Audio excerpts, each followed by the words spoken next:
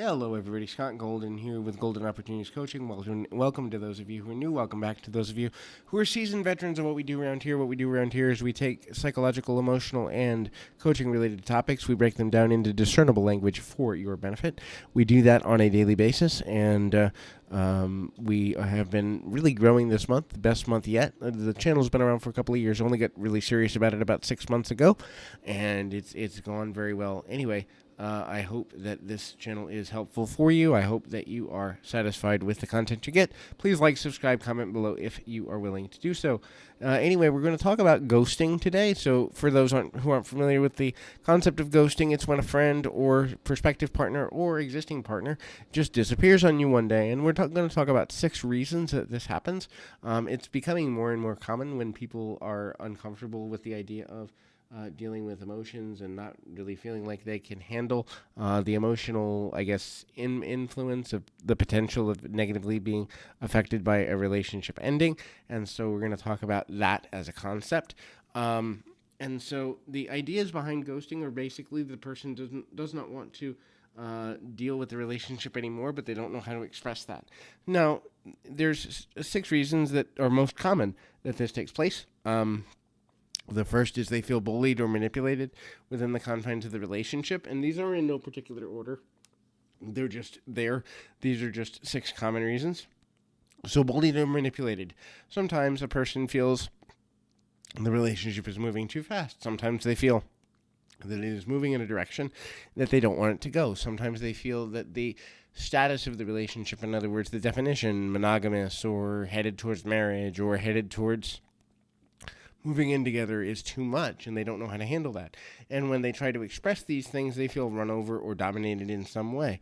They may also be coming out of a relationship or having ended an abusive relationship prior, and they feel bullied by their former partner or friends or family to not be in a relationship. In other words, there may be extenuating circumstances concerning other people that cause them to feel negatively affected and as though they cannot continue the relationship, and they do not know how to have that conversation, and they are afraid that having that conversation will lead to an even worse result for the quality of life they want to experience. The next is revenge.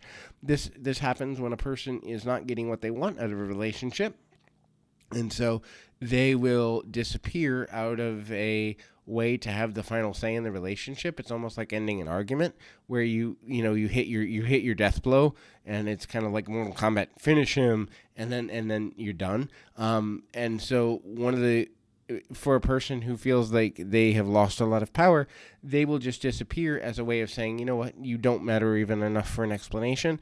This is obviously a very petty and manipulative thing to do, but it does happen a lot more than it should. And so,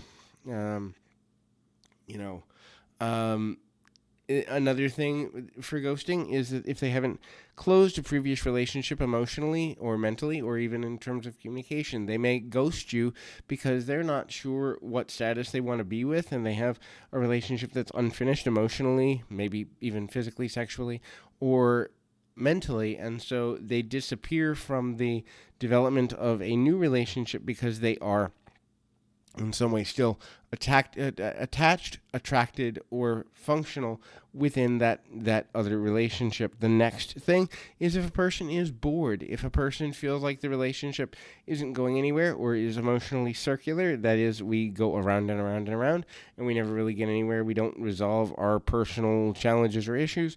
We don't find resolution on social topics or other things that we're different about, and we don't define where the relationship is going in a way that is mutually beneficial for everyone involved. When this happens, ultimately, the person wants out, but they don't know how to express that reality. The next is undue stress or unrelated stress. So a person's going through a lot of stress. I'm seeing so much of this in COVID, especially in the last 5 to 6 months, with people who are dealing with the loss of a job or having to be more present with their kids because they're, not able to go to daycare, school, whatever have you, or they're dealing with financial issues, or they're dealing with family issues, or they're dealing with past relationships. And so the stress of extenuating circumstances cause them to ghost because they're emotionally spent and they don't want to have to explain everything that's emotionally driving them to feel like they don't want to be bothered connecting. And so rather than giving an explanation, they walk away. The final reason, and the most common, is they fear the confrontation and the result of the confrontation. So most people don't break up or separate from each other easily when there's a quick attraction. And so for lots of folks, it's easier, and they even would think simpler, to just end the connection and the contact as a way of saying, you know what, I can't do this now, or I can't do this at all. And the confrontation is something they fear, whether they have an anxiety or panic disorder, whether they deal with depression or anger issues, or fear of being yelled at or being triggered.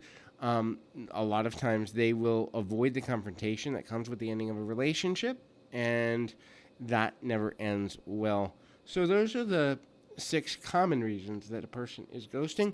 If you've been ghosted, it is important to kind of process those emotions, because sometimes we carry into the next potential relationship the emotions related to that happening to us, especially if it's happened multiple times. The more it happens, the more we carry it.